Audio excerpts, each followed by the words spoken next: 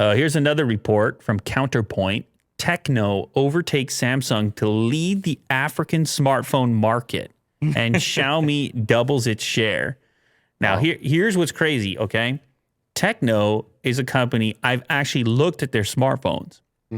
Did a giveaway of a bunch of them, which feels like a long time ago. I guess it was the beginning of COVID. So, obviously, Unbox Therapy is responsible for this growth. No, I'm kidding. They have just hyper-focused on this specific market and this specific feature set, unlike other companies or brands. They've gone out and, they landed themselves over here on Unbox Therapy. They made moves to make it happen.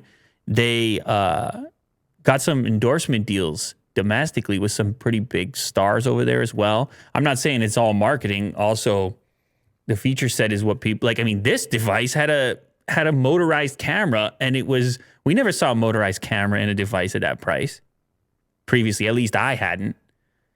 Anyway, Transsion Holdings has been the market leader in Africa for a while now. If you combine its three brands, it has Tecno, itel, and Infinix. These three brands gives it the largest market share in the continent. However, in 2020, it was the first time that any one of its brands took the top spot from Samsung. And look, this is going to be Africa's, it already is, but increasingly becoming an important market for smartphones. We obviously saw what happened in India. So many people coming into the smartphone segment, customers gravitating towards smartphones. And Africa is moving in the same direction. According to Counterpoint report, Tecno toppled Samsung's claim to top spot. The smartphone brand saw its market share rise to 18%, even though the market was dropping due to COVID, all that stuff. So market was a bit sluggish, but still they were able to grow their percentage of market share up. I mean, it was a tight race prior to that. You look at 2019, they were only 1 point behind Samsung, and then they go in there and pass them. For me, what this showcases is how when you go into a market, and I believe that OnePlus kind of pulled this off in India as well.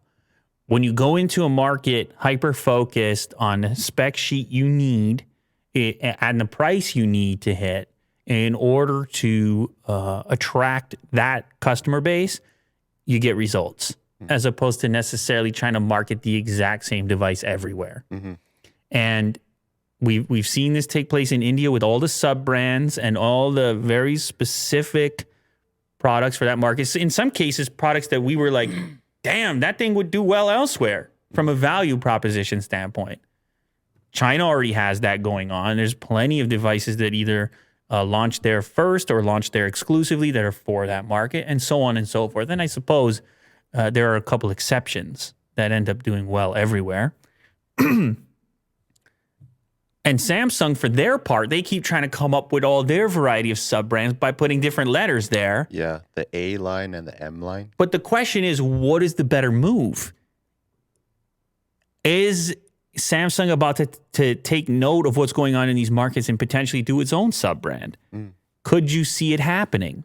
That they would just say, well, this isn't distinctive enough. I mean, Samsung's a whole different level, right? From the standpoint of clout and brand awareness. But you're saying just give up on the cheap phones? No. Less expensive phones? No. That's not what I'm saying. I'm just discussing the different marketing.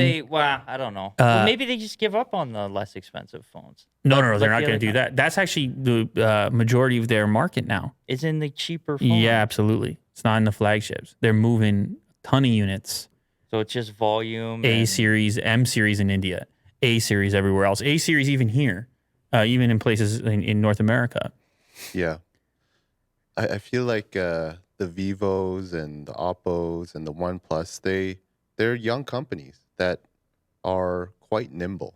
Like they are experimental. They can try new things. So good for them. They can go into a market and then just like pinpoint exactly what they want. Yeah, well, market. That's the example here of Tecno, itel, and Infinix. There's a similar play that's going on there. But I don't know. What do you think? Do you think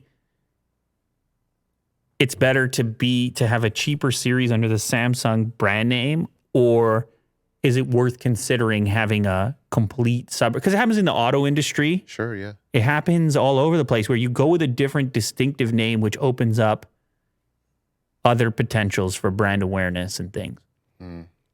I think Samsung's too valuable. Here. Let me just put this one other way. I don't think you can give that up. Let me just put this one other way.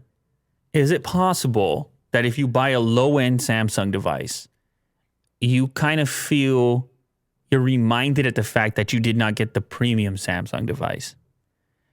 Because you know it's not the best thing they make.